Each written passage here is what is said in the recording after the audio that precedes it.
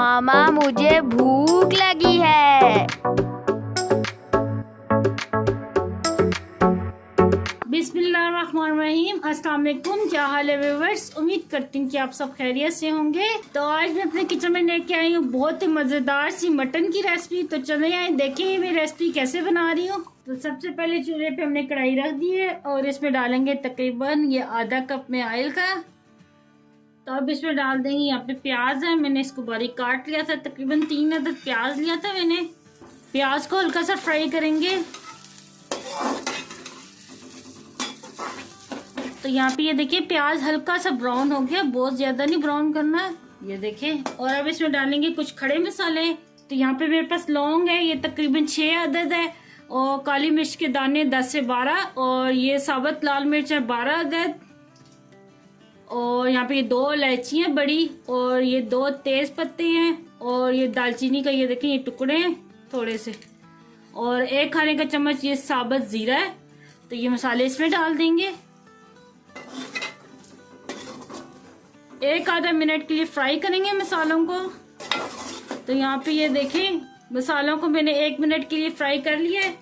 तो यहाँ पे ये मेरे पास ये मटन है, तकरीबन ये 1 किलो मटन मैंने लिया है, और अब मटन को फ्राई करेंगे।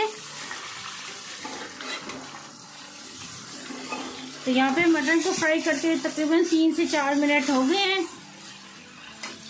अब इसमें डाल देंगे यहाँ पे मेरे पास है 1 खाने की चम्मच अदरक का पेस्ट, और ये चंद जवे लहसुन के हैं। तो आप पिसा हुआ भी डाल सकते हैं और ऐसे साबुत भी, क्योंकि अभी गोश्त ने गलना है तो ये लहसुन खुद ही गल जाएगा। थोड़ा सा इसमें पानी डालेंगे।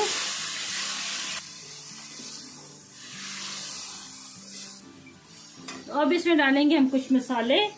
नमक डालेंगे हस्बे ज़ायका, कुटी मिर्च डालेंगे 1 खाने का चम्मच, हल्दी पाउडर डालेंगे 1 चाय का चम्मच, और इन तमाम मसालों को मिक्स करेंगे।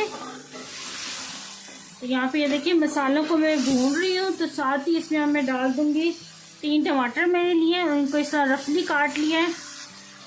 तो थोड़ा सा और भून लेंगे। तो ले जी तकरीबन 1 से 2 मिनट हो गए हैं। मटन को और मसालों को मैंने अच्छी तरह भून लिया है। तो अब इसमें हम पानी डाल देंगे। तकरीबन मैं 2 गिलास डालूंगी पानी के, ताकि मटन अच्छे से गल जाए।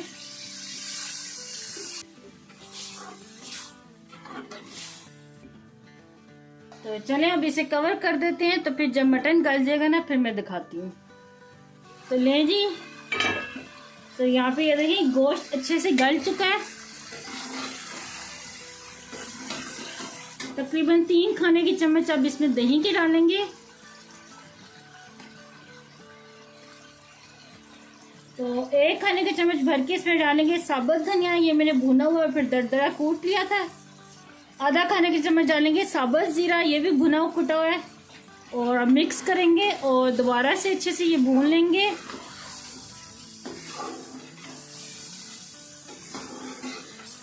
तो यहाँ पे ये देखिए बिल्कुल तैयार है ये कढ़ाई।